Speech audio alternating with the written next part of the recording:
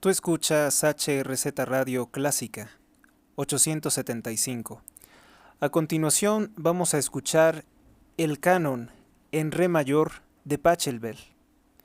El canon también se conocía como canon y giga en re mayor para 3 violines y bajo continuo. En alemán, Canon und Gigue in die du für 3 Violinen und basso continuo. Es la obra más conocida del compositor alemán de música barroca Johann Pachelbel. En torno al año 1680 habría sido compuesto. El canon suele incluirse en compilaciones musicales con otras piezas de la época barroca, junto con el llamado Adagio de Tommaso Albinoni, arreglado por Remo Giazzotto, y el aria en re mayor de la suite número 3 en re mayor de Johann Sebastian Bach. También se utilizan frecuentemente en celebraciones de bodas.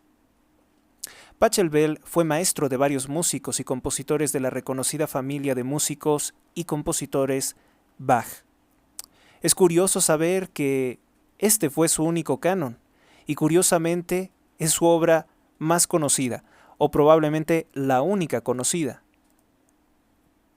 Citando al periódico de Pontevedra, dice cosas muy interesantes sobre este canon. Cita textual: en el siglo XIX era una obra desconocida. Nadie sabía de su existencia hasta que apareció una transcripción de la partitura.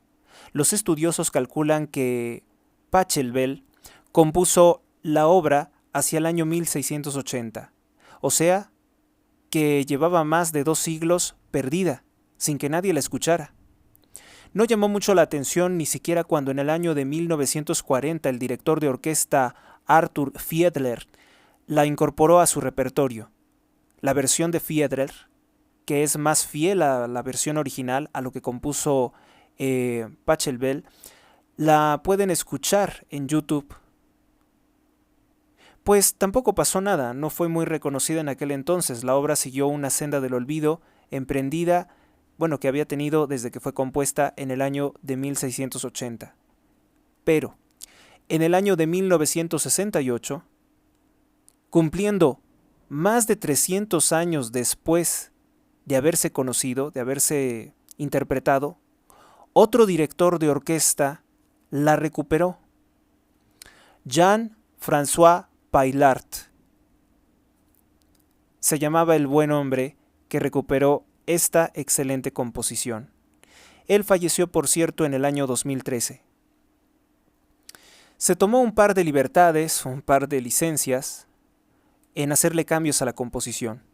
Una fue hacer variaciones sobre la partitura original, algo que en la música clásica se hizo y se hace desde siempre, adaptaciones o variaciones como se les conoce, pero lo siguiente que hizo fue cambiarla radicalmente.